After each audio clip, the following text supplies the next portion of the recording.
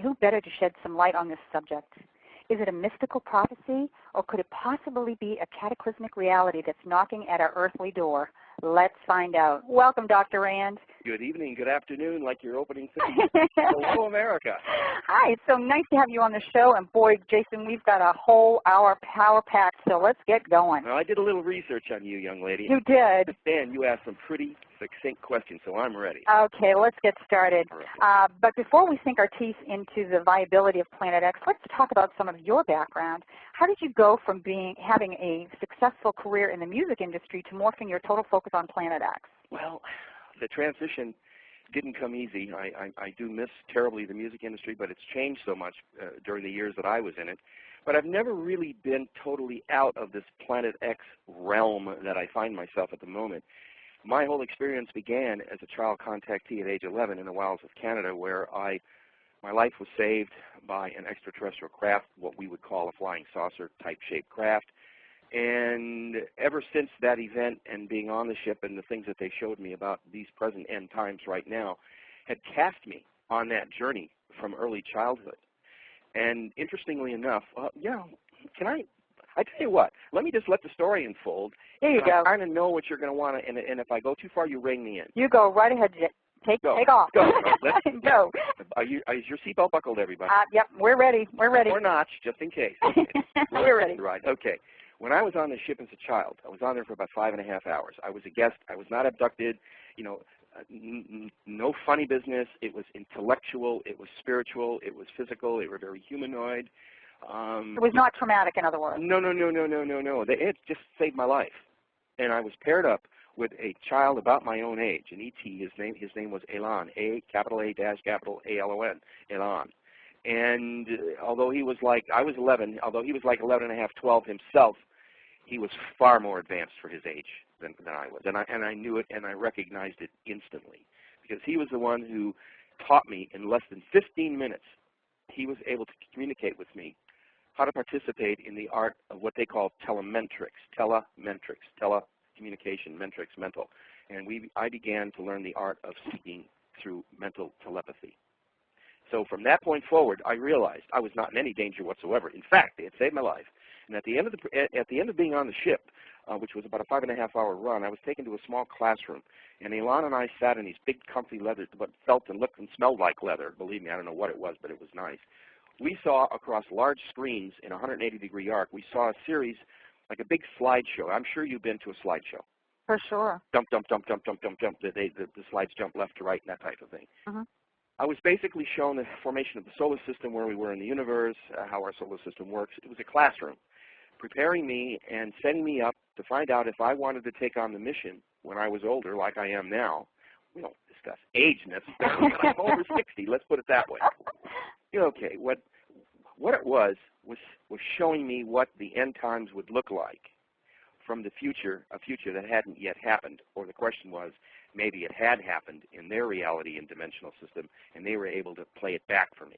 I think that they had the ability to go forward and backward in time. In fact, that was demonstrated to me on a couple of occasions. But I don't want to get sidetracked on that. Okay. So what I saw at the very end was the formation of our solar system, whereby what I interpreted was that there were originally 12 planets, just like Zecharia Sitchin talks about in his 12 planets. Right, exactly. Okay. That there were, in fact, 12 planets. There was no asteroid belt. That became a byproduct of a mischief in heaven that I'll tell you about. And there very, very possibly was a small baby star that had been born by our sun. In other words, we had a binary star system in the beginning, not a single star system, binary meaning two. By the way, most large or medium-sized star systems like our sun usually have binary star systems. So about 80% of them do carry two suns. One, a primary sun, just like ours, luminous, in fusion, creating heat, light, radiance, and that type of thing. And then you have smaller ones, either undeveloped, which are called brown dwarfs, or smaller versions of the large star in miniature. They actually have baby suns. It's just like mama and baby, okay? Okay. All right, now, we believe that about 4.5 to 5 billion years ago, with these 12 planets and this baby sun, and there were some moons beginning to come together, we have to understand, first of all, Louise, that our solar system's schematic for the way it revolves is that all the planets revolve around our sun in a counterclockwise motion. We think of things, when we read the clock, look at our watch, that type of thing, or traffic flows, it goes in a counterclockwise. Well, our particular solar system doesn't. It flows in a counterclockwise motion. And about 4.5 to 5 billion years ago, a large errant body, probably a huge, almost planet-sized asteroid, or could have been another small planet, flew out from the depths of space right into our solar system. And we believe that it was probably coming just like a bullet out of nowhere. Now we do believe that it was traveling in a counterclockwise motion as it entered our solar system. So it did enter, but when it came in, it started mixing, and we believe that this errant astronomical body smashed into a planet, one of the 12 planets called Tiamat, and that planet burst into a big chunks and debris, and we think that the Earth may be the remnants of that planet that wasn't totally destroyed. Okay, we think the Earth could be what became of Tiamat, because Tiamat we believe was a fertile planet and had water on it. Another big chunk, after it smashed into Tiamat, another big piece of this asteroid-type body smashed into a much larger rocky planet called Marduk. And the word Marduk, incidentally, if you want to Google it up on the internet, has it's a famous word. It has dozens of meanings, most of them dealing with godlike mythical figures from the past, and warlords and things of that nature. Marduk. You know, the very words sound ominous, don't they? They sure do. Marduk. All right, so a big chunk smashes into Marduk, which pretty much pulverizes that planet. The bulk of it, the bulk of the pieces, the billions and billions of pieces, became our asteroid belt. Ah, that makes sense, doesn't it? Which also rotates counterclockwise along with the rest of it. Now, the asteroid belt is between Jupiter and Mars, okay? Okay, now, another large piece of Marduk, probably the largest single piece that broke off, was cast off into space heading toward the sun. And all the Sumerian legends and all the prophecies and everything called for a new sun to be born.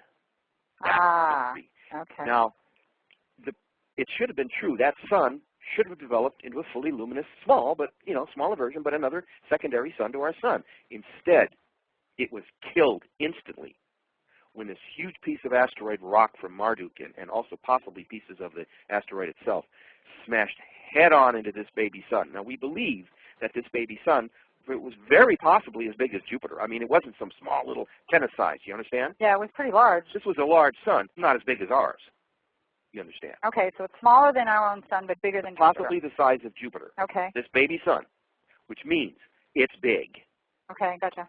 And it's mostly composed of a metal core, probably molten, covering a molten shell around it, much like the Earth, and that it probably has a low luminosity, because what happened when it hit it, it basically killed it, and it hit it with excuse me, such force that it spun it 180 degrees on its axis, and it shot it off in a clockwise. Ah, it's going in the other direction. In the other direction, against the flow and the unity and the harmony and the electromagnetic gravity fields of all the other planets. That word, electromagnetic and gravity fields, is the key here. Okay. Now remember that. We're going to come back to it. Okay. Now, as it struck this little baby sun and basically, for all intent and purposes, killed it, it started out on its long, eccentric, elliptical orbit that could take as much as 3,600 to 4,000 years to complete its cycle, then returning back to the sun and then being shot out like a slingshot. Remember in Apollo 13 when they Oh, right, they had to come back, and that's exactly what they did. They went around the back of the moon, so they slingshot back in. They got their kick in the pants, so to speak, from the moon, shooting them back out in their orbital path back toward Earth. Correct. Okay, so it takes about 3,600 to 4,000 years. Now, why have a 400-year gap? Well, first of all, we don't understand anything about brown dwarfs, if this is a brown dwarf. And we believe it is, and I'll tell you why I believe it is. If it is a small, partially dead brown dwarf star, then its electromagnetic fields will be tremendous, and it'll be pushing a field of debris and pulling a field of debris. So prior to its coming to us and after it goes by, there's stuff before and after is what you're saying. In other words, as it's been coming toward us now, for, let's say the last 1,000, 12,000, or 1,200, 1,300, 1,400 years, I think, because I think this time the pattern has been changed slightly. Okay. Timing pattern. As it's coming streaking at us from the depths of space, it's been actually approaching the planet Earth from behind not only the shadow but the glare of the sun. You know, we can't, you know, you're never ever supposed to look at the sun with your bare eyes. You know. Correct, correct. Luis, don't ever let me catch you. Okay. Don't you remember in school, in school we had those little things. Remember you had to have a piece of cardboard and everything so you'd look at the box and not into the sun. Exactly. So when this body returns, it's pushing and pulling huge debris fields. Everything and anything that it scoops up flying through the dead of space along its elliptical orbit. Now, what's an elliptical orbit? Okay, do you like to play Let's Pretend? Oh, absolutely. All right, now pretend I've just handed you, everybody out there, I'm handing everyone a foot-long rubber band, a nice long foot-long rubber band, and I'm going to ask you to hook the middle finger of each hand around the inside loop, and I want you to pretend you're going to pull this foot-long rubber band out as far as you can. Good example. Okay? Now, what are you looking at? You're looking at a rubber band that probably stretches, 2-3 feet out from you, and in a long elliptical course or pattern, okay?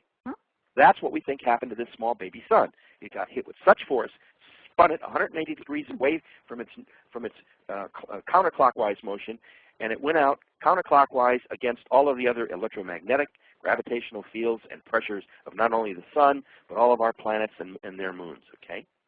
Now, the reason we think that this event is going to happen is because of the series of indicators and pointers that 7.5 years of research have uncovered.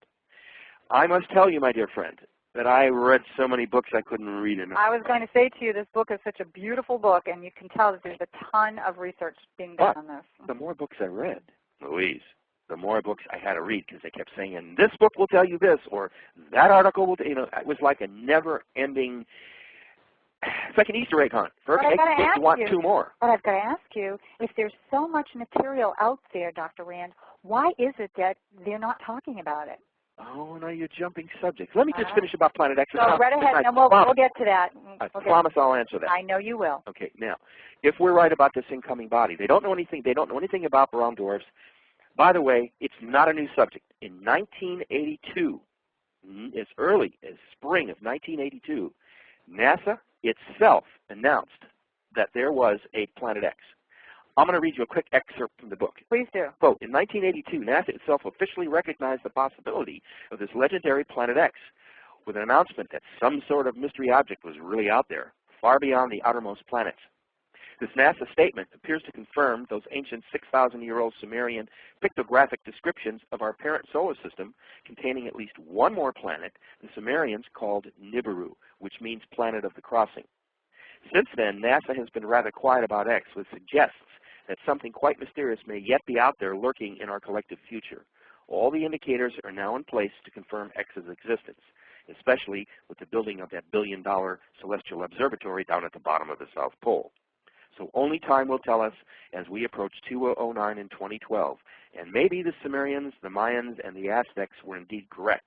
Maybe there is a Planet X, and maybe it's on its way back, end quote. Let me ask you something at this juncture here. Yes. Why is it that we can't see it yet? Or why is it that it hasn't been? We can see it. They've already had reports of it. They're coming out of Australia and out of private telescopes or at the bottom of the southern hemisphere. Now, what are we talking here, Dr. Rand, within the last 2, 3, 5 years that they're being able to see it? I would say in the last 6-8 months, the first images are coming in. But that's soon, okay. But you have to have a really good telescopic array, and it must be infrared. Okay. Because this object doesn't necessarily give off a bright, radiant heat or light signature. Okay. It's muted, it's dim, it's murky, it's like dirty, rusty. So it's hard to tell, it's hard to see. It's hard to read, it's hard to detect. Okay. Now, if we're right about this, a lot of people, NASA, referred to it that it might have been like Nibiru, but they actually called it Planet X. Now, here's where I need to change that. Nibiru does mean planet of the crossing, but that Nibiru, that particular planetary body, is not Planet X as we know it. That particular body, described by Sitchin, was believed to be actually the 12th planet of these 12 planets, you see, that we were talking about in the beginning. Now, because it is confusing. It is confusing, and that's part of what feeds this confusion over this whole array of facts and information about something called Planet X. So now I'm going to take that one step further. The reason I call it Planet X was because that is the term that I find most used at this moment, at this time, while we're interviewing each other, is being used on the internet to cover a vast grouping of subjects on asteroids and Planet X and Wormwood and Nibiru and all of these things. It's all called classically Planet X, but it's not true. They're different designations. Now, the Planet X that I'm referring to is the one that probably has the most traction on the internet, that it could be or should be or will turn out to be a brown dwarf star, the little baby sister sun to our sun, okay? Now, how I linked all this up is quite fascinating, and then I'm going to answer your question about why this and why that. We believe that this object is also called wormwood, as described in Revelation, right? The book of Revelation, chapter 8, verse 11, and I'll quote, "And the name of the star was wormwood." Now, here's the key. Okay. Remember I told you earlier I was on the ship and I saw this whole class session? Yes. And I saw this collision coming with this body coming in. They showed me how this whole thing was going to unfold with this sun that comes in every so often and the destruction that it does. I saw our planet spinning crazily and possibly turning over, and out in center screen was this large red fiery object. And if you look, are you anywhere near the book? Yes, I have the book right here in my lap. Look down at the front cover. I am. That is the image that they showed me. That's exactly what you saw. And that's exactly what we've reproduced. Incidentally, the artist who did all of the illustrations, or most of them in the book, is world famous, Mr. Shushi Miyagoka from Japan and Los Angeles. I just want to take a second here and tell our audience that this is one of the most fascinating books that I've had the pleasure of reading, and I'd like to put in a plug for the book. Oh, please do. Yep, at this point, why don't you tell folks how they can get it? Oh, okay. And everything, go right ahead and give all your... If you'd like to obtain a copy, it's 342 pages. It's a Time Life magazine style format, nice slick paper, you know, beautiful colorful illustrations. If you would call 1-800-247-6553, that's 1-800-247-6553, or visit our website. Can I give them the website? Absolutely. www.returnofplanetx.com, and there's a little hyphen between the T and the X, so it'll be www.returnofplanetx.com, a little hyphen, okay? Now, if you want to get an autographed copy, call this number, 1-901-336-9660, and I'll hook you up with a signed autographed dated copy from the author. You know, it's one of these books that I've had it for a few weeks now. You very graciously sent me a copy, and I just keep picking it up and opening it up because there's so much information in here that you can't possibly absorb it all just sitting down and read. It's not just a straight read-through. No, it's not Reader's Digest. Yeah, it's not Reader's Digest. You can't say, wow, that was a great story. By the way, I have nothing against Reader's Digest. Don't get me wrong.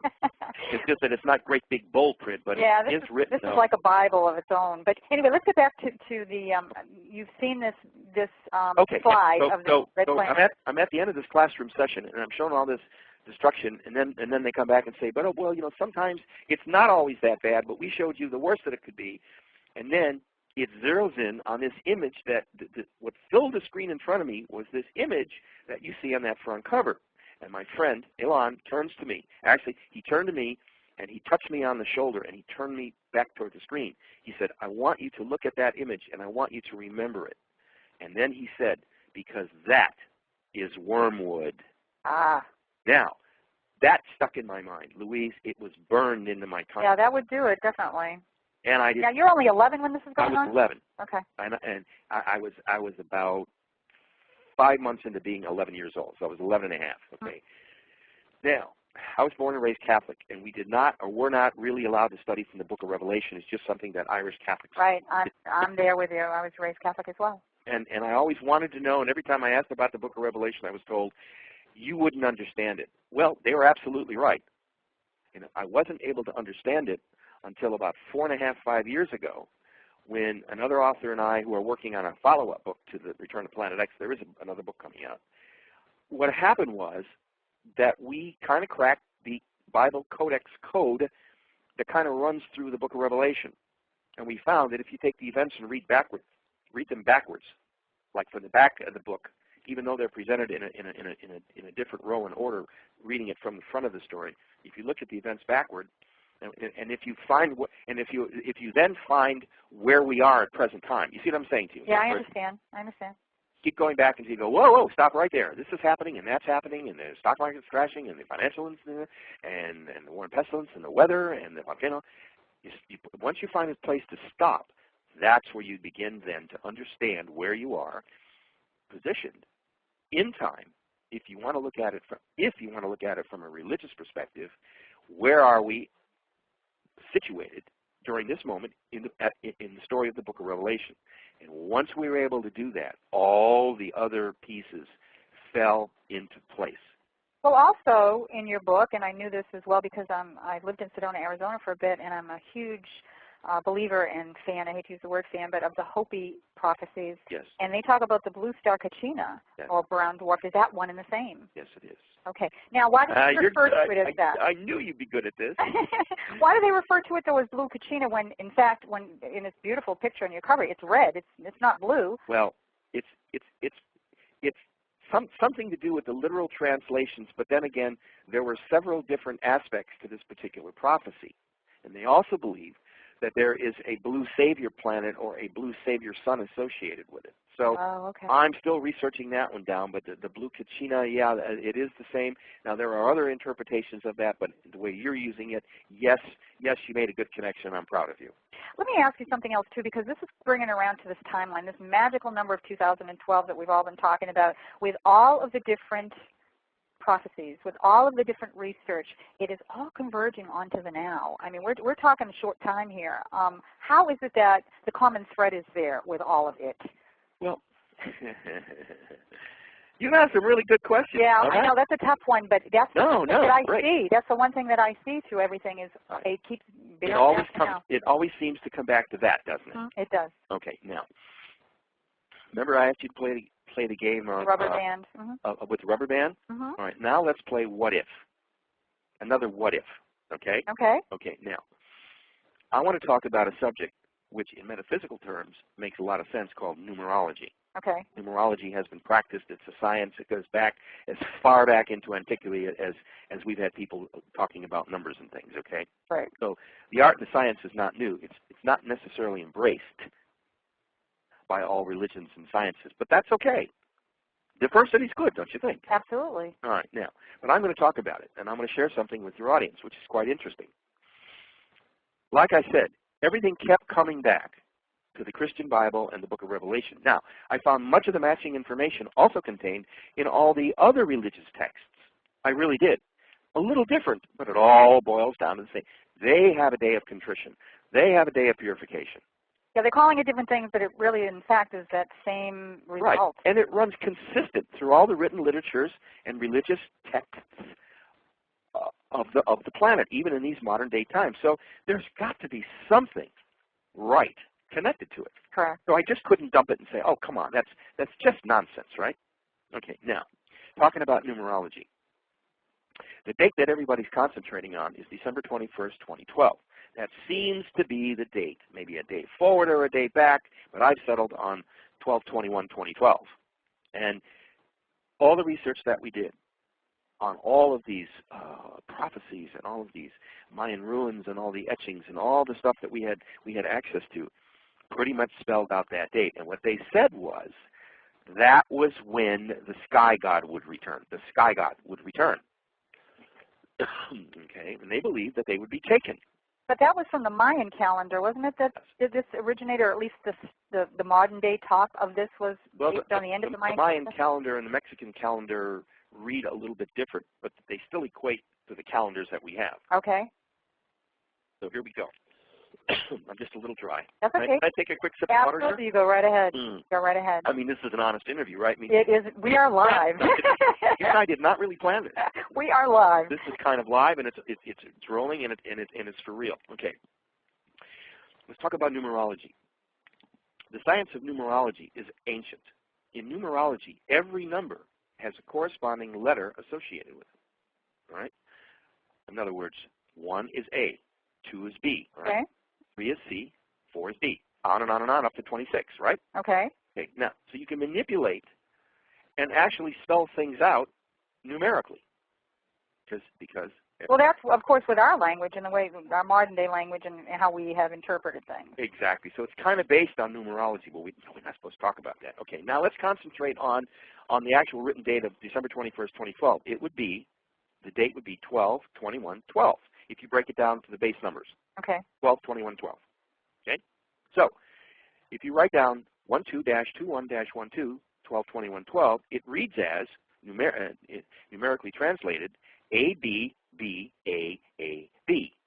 A, B, B, A, A, B. Okay. Okay, now, pretend you've already written this down on your sheet of paper, right? Okay. Now, when you consider that the Hebrew language is read from right to left, mm-hmm. This date would now read different. This date would now be translated differently, right? Correct. Here's what it would be. B-A, A-B, B-A. And actually it's pronounced Ba'aba. Ba'aba. Okay. Okay, B-A, A-B, B-A. That's 12/21/12. Now, the Hebrew translation for Ba'aba is, Father comes, Father is coming. Ah, okay. Uh-oh. Mm. The alarm bells and whistles and sirens just went off when I put that together, mm-hmm. because in the Jewish and Christian religion, God is the Father. Understood. Okay, now, once I put that piece together, then it was easy for me to jump to this business of the rapture. Now, the word rapture never, ever occurs in either the New or the Old Testament. It's a rather new theological premise that was fostered during the 20s by a Christian minister, and it started to gain speed, and is now the tenet and the premise of many evangelical organizations and churches. Okay, now he wasn't so wrong though, and I'll tell you why. Jesus himself said that he would return in the clouds, everyone would see him, and he would come and collect his flock.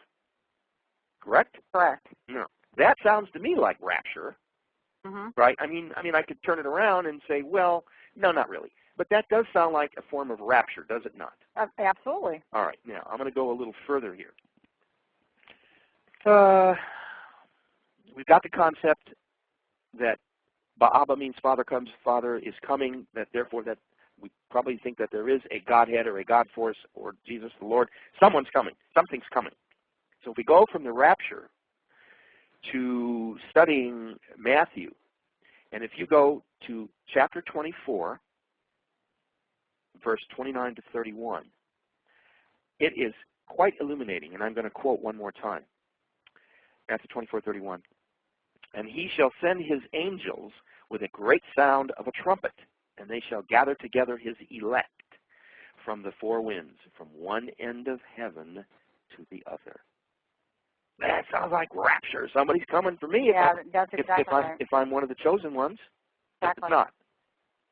You know what I want to ask you, because this hour where I'm going with this hour is going to go by way too fast, and I want to get to some of the meat and potatoes about what was in the book here, because I think this is what my listeners would love to hear from you. You talk about some pretty unsettling events that may occur. You put them into 3 phases. What are they, and what do you believe is going to happen? Well, I believe that this incoming body is going to make its effects drastically known by at least midsummer of this next year. 2009. 2009. I think it's we talked about that off the air. Mm-hmm. Its first inbound pass coming up from behind the sun, up under the plane of the ecliptic of the solar system, and when it creates its second arc, it's then going to be coming up and over. Now, I'm hoping that this pass will not come through the solar system. I believe that the research indicates that sometimes it does go directly through the solar system between the asteroid belt and Jupiter, and it could cause all kinds of really major problems. So that's the kind that turns the planet over and spins everybody in different directions. Now, I don't think this one's going to be that way, because if it was, I think we would have had a lot more destruction a lot sooner. So you're saying that it has some flux? There is some flux in this elliptical orbit? I wouldn't use the word flux, but I think that it varies sometimes in its absolute trajectory due to forces that may be deflecting it. Don't forget, it can be deflected also because all the electromagnetic gravitational waves from all the other planets affect it, just like it affects all of the solar system. Like the butterfly effect. Yes, exactly. Now, where I'm going with this is real simple. we could get just a nasty glancing blow. And this is what I'm hoping and praying for. Now, the current weather systems that are plaguing the planet are not very nice, and they're very exaggerated. But I think Mother Earth has been doing that throughout time, and are we going to blame that on this every 3,600 years, or are we going to, just say Mother Earth does this anyway? Well, it's definitely cyclical, but okay.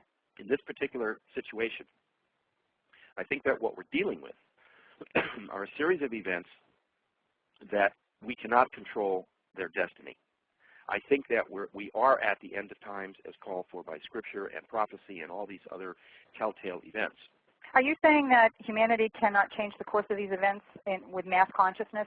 Are you of that belief that there's nothing we can do about that? I mean, I don't want to sound gloom and doomish here. No. I don't believe in that because I think mass consciousness can help. It's a great question, and I do believe in a very positive attitude toward global consciousness. I'm just afraid that the planet may be a little too far gone to get its consciousness balanced back. By the time we need to have it. By the time we need to have it. Wasn't that what we're trying to do, is bring the awareness? That's why we're doing programs like this, to bring awareness in the hopes that can wake some people up and help them to get their mass consciousness in a better place? Oh, absolutely, absolutely. I'm a firm believer in all of the metaphysical approaches to the problem. And this is not doom and gloom, it's just reality. All I have to do is look around me and I suddenly realize, wow, we're not prepared for anything coming at us. We barely survived Ike.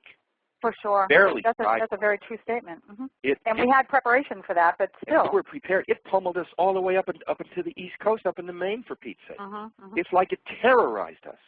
Now, the point is, didn't write the book to scare everybody. Didn't write the book. It's not where everybody's going to die and we're going to live in caves. No, that is not what I'm saying. That is not what the book says. What the book says is that we need to be aware, first of all, that we even have the problem. Right. It's bringing the awareness that this is out there. Absolutely.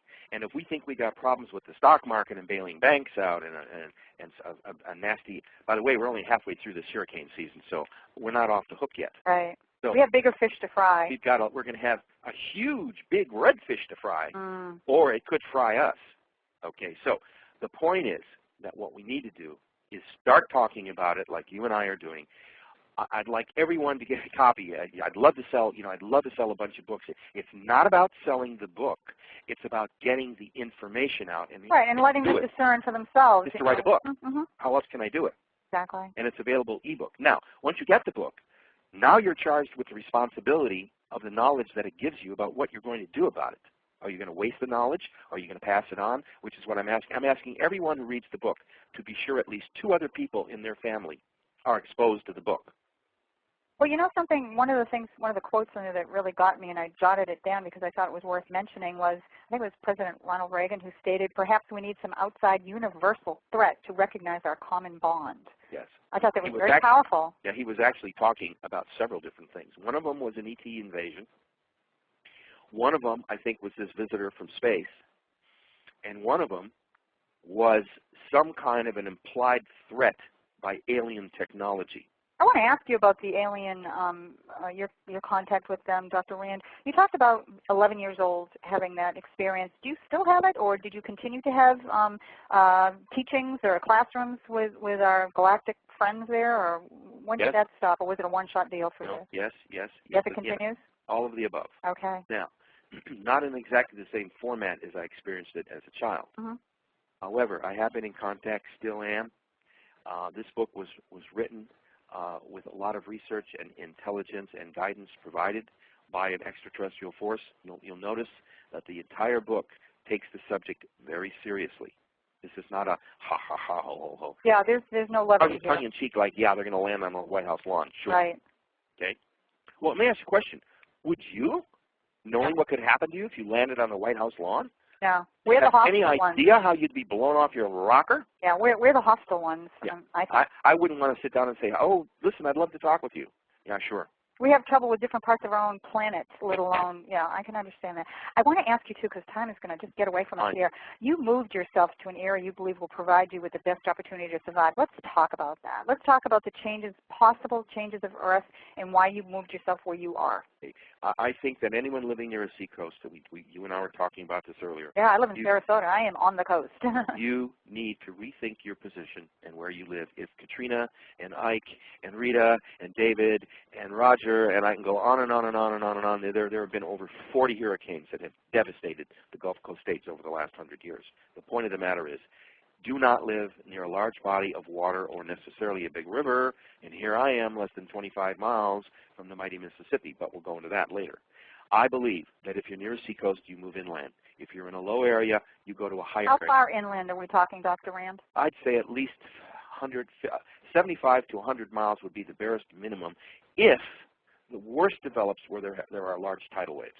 Did you see Deep Impact? Yes, I did actually. Remember that wave that I sure do. in on that reporter and her father? Mm-hmm.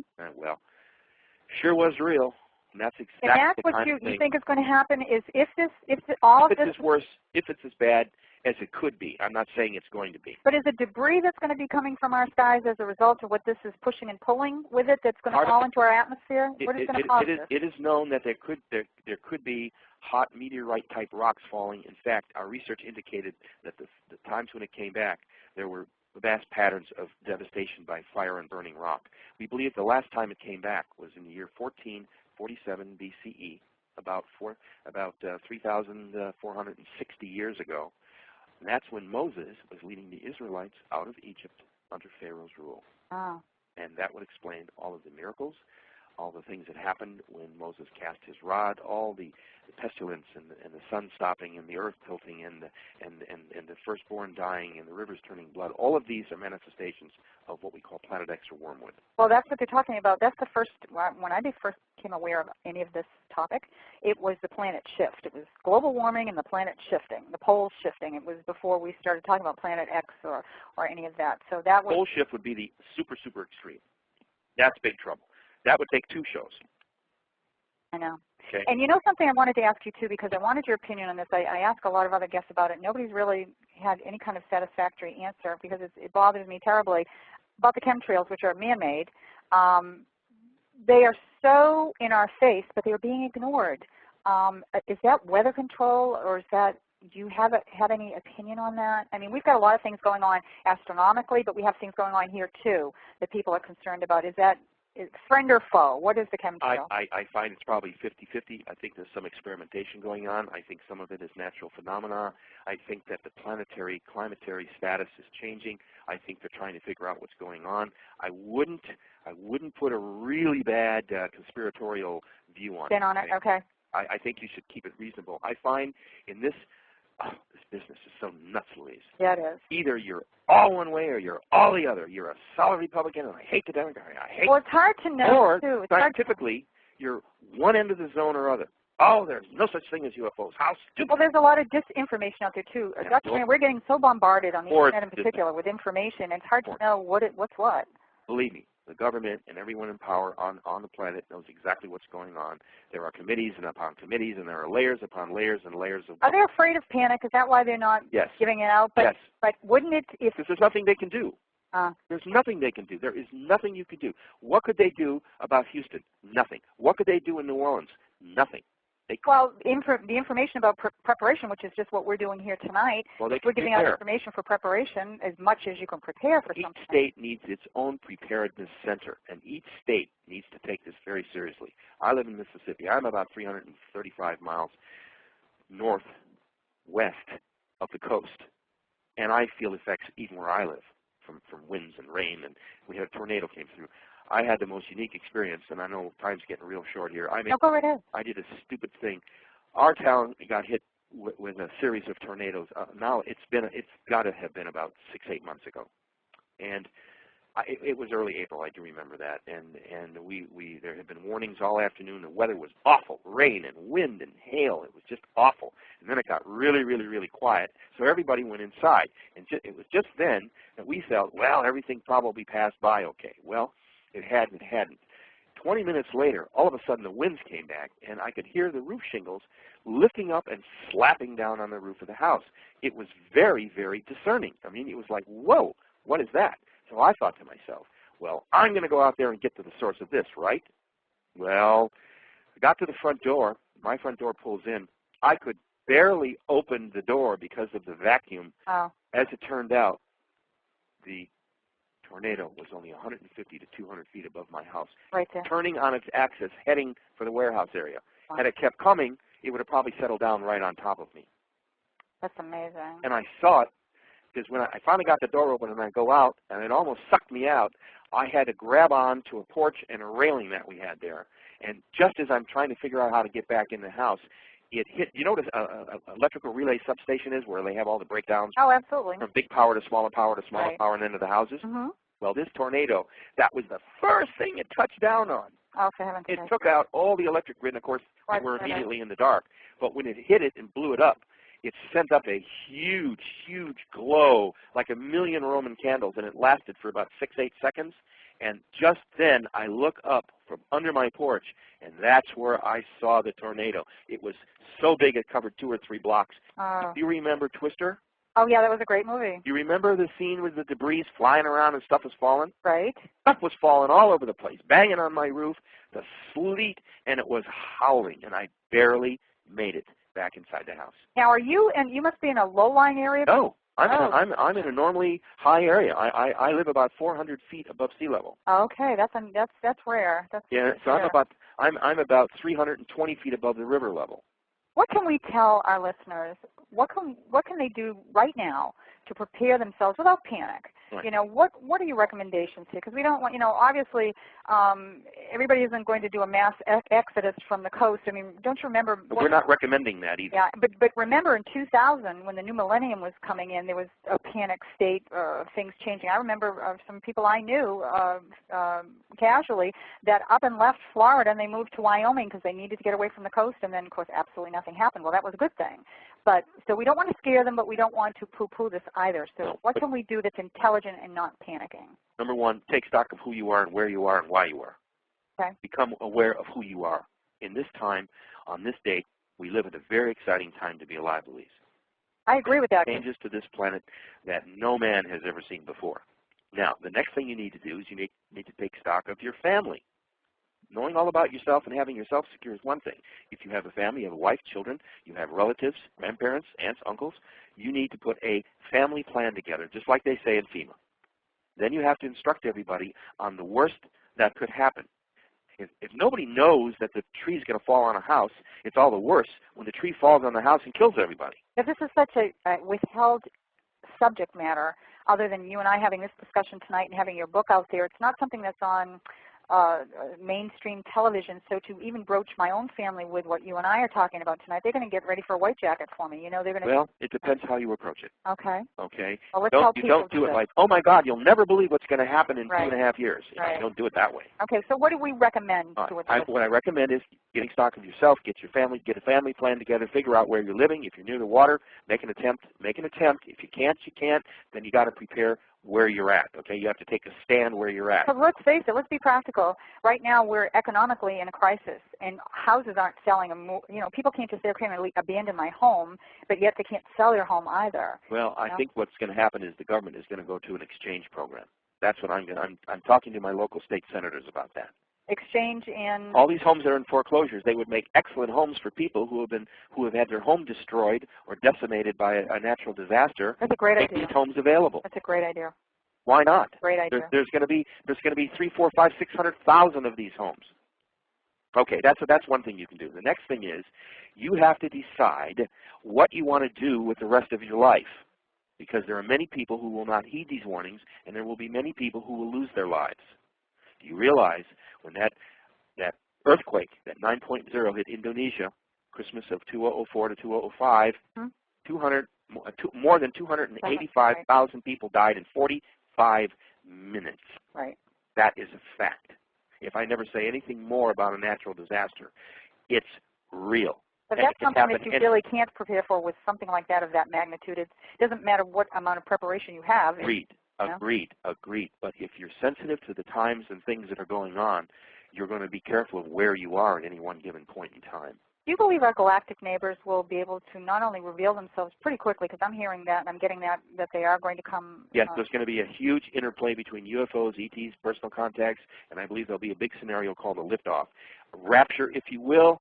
I call it more like a liftoff. I guess you could call it a rescue, because it's happened time and time and time and time again. It's not the first time Planet X has come back. Nibiru's, not Nibiru, but Wormwood has come back. It's not the first time that there's been intervention. It's not the last time it's going to happen. But this time, we have 6.75 billion people on this planet, and about 60% live along the oceans. What is your opinion of interior Earth, Agatha? That there is a civilization living in there? No. You don't see it. No. You don't go with that. No. It's great literature. It's exciting reading. It's stuff legends are built upon. And I think the Earth is just basically what modern day archaeology and yet we have, our government have bunkers in interior Earth. Yes. They're pretty far down in there. Most governments do. Most governments have had them now for the last 10 years. Most governments longer. have known about this for the last 25 years. I just need to take a quick break just for a second and tell my listeners that next week my guest will be seer, author, and spontaneous channeler Jillian Macbeth Lawson.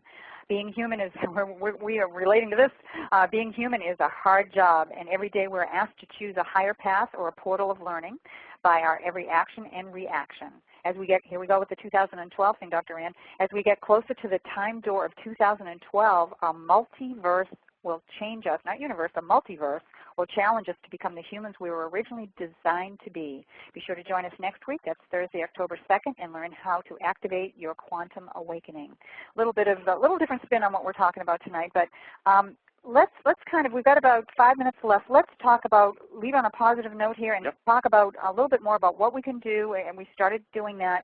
And what do you see? Is there hope? Is there a chance that, as you said, that maybe this will not happen to the degree that it's being prophesized? All right, let's put it this way. Anything can change. By the way, the only constant in the universe is one word, change. That's the only constant we know of in the universe. Now, yes, it could be a little bit worse or not as bad as described in our book. We hope it's the latter. We hope that it's not going to be as bad as it could be. But even if it's a little bit bad, if this weather continues like it is and the storm patterns ravaging the planet, and if this thing called global warming, which is another show, Louise. I know, that's something altogether. We've if a lot it of continues, we could find ourselves not only in serious, dire straits, but quite near collapse. Do you see the government, even if it's the 11th hour, do you see them finally saying, okay, everybody out of the pool, here's what's going on here? Yes, I think they will not let the public down. At least I believe that the United States government will do the right thing. See, I'm not a big conspiracy guy. I see lots of problems that need. Oh no, because they're going to go too. I mean, they have to be prepared, and they have families as well. Yeah. You know, so. And many of them are prepared. Listen, the rich are going to make out very well on it. Yeah. And this is not class warfare. I'm just saying, if you have enough money to prepare, you'll already have your own little bunker quietly. You'll have your foodstuffs. You know, you're going to have this. You're going to be out in the middle of nowhere. You're going to have protection. I worry about the average common man, of which I am one. And I am one as well. All right. What we need to do is take stock of who we are. This is no time to panic. This is no time to get depressed. This is no time to hoard things, but it's time to prepare, take stock, and read about and learn about. The Internet is rich with information. So you believe so rich you could spend day and night and not pull down all the information that you need to learn about. So you believe the planet will be inhabitable? Yes. It just will have peripheral changes. It's going to be rough. It'll be like starting out all over again if it gets bad. Listen. Let's say we just have one earthquake, but it's big on the West Coast. We lose San Diego, Los Angeles, San Francisco, Portland, and Seattle. If that happens, it's over. The game is over. Okay. We could not afford to rebuild even one of those cities. Did we rebuild New Orleans? Exactly. That's a very good point. Okay. So what I'm saying is these major cities better have really, really good emergency plan operations. Do you think on some people they're passing it down, they're giving that information, those that are in the know, we've got 2 minutes left here, those in the know, are they passing it down to lower level government? Yes. Yeah, I believe it's already beginning to filter itself down, but right now we're so preoccupied with this the economy and this election problem with the stocks and the credit issues that we're being distracted. But it's good for them because then they don't have to talk about anything else. Dr. Rand, our time is up. I knew this was going to happen. I would like to invite you back after the first of the year. And I graciously accept. We will talk about this some more because especially after the election, we're going to see what... Oh, won't it be fun to talk about it then? It will. And, you know, there's also some prophetic things about some sightings coming up pretty soon, some massive sightings. It's going to be interesting to see if they do or do not happen. So. Absolutely. And I want to thank you so much for this Well, opportunity. thank you. you. And give a shout out again one more time about how to get your book. Yes, sir. You can get a book by ordering it at 1-800-247-6553.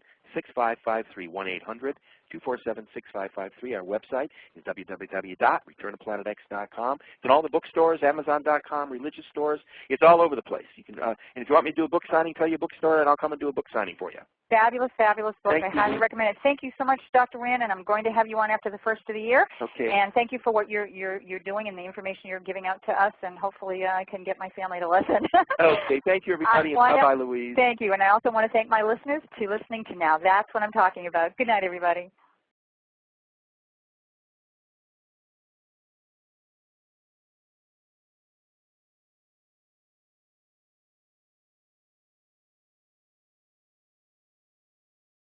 Who better to shed some light on this subject? Is it a mystical prophecy, or could it possibly be a cataclysmic reality that's knocking at our earthly door? Let's find out. Welcome, Dr. Rand. Good evening, good afternoon, like your opening thing. Hello, America. Hi, it's so nice to have you on the show. And boy, Jason, we've got a whole hour power-packed, so let's get going. Well, I did a little research on you, young lady. You did. And you asked some pretty succinct questions, so I'm ready. Okay, let's get started. Right. But before we sink our teeth into the viability of Planet X, let's talk about some of your background. How did you go from having a successful career in the music industry to morphing your total focus on Planet X? Well, the transition didn't come easy. I do miss terribly the music industry, but it's changed so much during the years that I was in it. But I've never really been totally out of this Planet X realm that I find myself at the moment. My whole experience began as a trial contactee at age 11 in the wilds of Canada, where my life was saved by an extraterrestrial craft, what we would call a flying saucer type shaped craft. And ever since that event and being on the ship and the things that they showed me about these present end times right now had cast me on that journey from early childhood. And interestingly enough, I tell you what, let me just let the story unfold. There you go. I kind of know what you're going to want to, and if I go too far, you rein me in. You go right ahead, Jay. Take off. Go. Let's go. Is your seatbelt buckled, everybody? Yep, we're ready. We're ready. Or not, just in case. We're ready. Right, okay. When I was on the ship as a child, I was on there for about 5.5 hours. I was a guest. I was not abducted. You know, no funny business. It was intellectual. It was spiritual. It was physical. They were very humanoid. It was not traumatic, in other words. No. It just saved my life. And I was paired up with a child about my own age, an E.T. His name was Elan, A-A-L-O-N, Elan. And although he was like, I was 11, although he was like 11 and a half, 12 himself, he was far more advanced for his age than I was. And I knew it, and I recognized it instantly, because he was the one who taught me in less than 15 minutes. He was able to communicate with me how to participate in the art of what they call telemetrics, telecommunication, metrics, mental. And I began to learn the art of speaking through mental telepathy. So from that point forward, I realized I was not in any danger whatsoever. In fact, it saved my life. And at the end of being on the ship, which was about a 5.5 hour run, I was taken to a small classroom. And Elan and I sat in these big comfy leather, what felt and looked and smelled like leather. Believe me, I don't know what it was, but it was nice. We saw across large screens in a 180-degree arc, we saw a series, like a big slideshow. I'm sure you've been to a slideshow. For sure. Jump. The slides jump left to right and that type of thing. Mm-hmm. I was basically shown the formation of the solar system, where we were in the universe, how our solar system works. It was a classroom, preparing me and setting me up to find out if I wanted to take on the mission when I was older, like I am now. We don't discuss age necessarily, but I'm over 60. Let's put it that way. Okay, what it was showing me what the end times would look like from the future, a future that hadn't yet happened. Or the question was, maybe it had happened in their reality and dimensional system, and they were able to play it back for me. I think that they have the ability to go forward and backward in time. In fact, that was demonstrated to me on a couple of occasions. But I don't want to get sidetracked on that. Okay. So what I saw at the very end was the formation of our solar system, whereby what I interpreted was that there were originally 12 planets, just like Zecharia Sitchin talks about in his 12 planets. Right, exactly. Okay. That there were, in fact, 12 planets. There was no asteroid belt. That became a byproduct of a mischief in heaven that I'll tell you about. And there very, very possibly was a small baby star that had been born by our sun. In other words, we had a binary star system in the beginning, not a single star system, binary meaning two. By the way, most large or medium-sized star systems like our sun usually have binary star systems. So about 80% of them do carry two suns. One, a primary sun, just like ours, luminous, in fusion, creating heat, light, radiance, and that type of thing. And then you have smaller ones, either undeveloped, which are called brown dwarfs, or smaller versions of the large star in miniature. They actually have baby suns. It's just like mama and baby, okay? Okay. All right, now, we believe that about 4.5 to 5 billion years ago, with these 12 planets and this baby sun, and there were some moons beginning to come together, we have to understand, first of all, Louise, that our solar system's schematic for the way it revolves is that all the planets revolve around our sun in a counterclockwise motion. We think of things that when we read the clock, look at our watch, that type of thing, or traffic flows, it goes in a counterclockwise. Well, our particular solar system doesn't. It flows in a counterclockwise motion. And about 4.5 to 5 billion years ago, a large errant body, probably a huge, almost planet-sized asteroid, or could have been another small planet, flew out from the depths of space right into our solar system. And we believe that it was probably coming just like a bullet out of nowhere. Now we do believe that it was traveling in a counterclockwise motion as it entered our solar system. So it did enter, but when it came in, it started mixing, and we believe that this errant astronomical body smashed into a planet, one of the 12 planets called Tiamat, and that planet burst into a big chunks and debris, and we think that the Earth may be the remnants of that planet that wasn't totally destroyed. Okay, we think the Earth could be what became of Tiamat, because Tiamat we believe was a fertile planet and had water on it.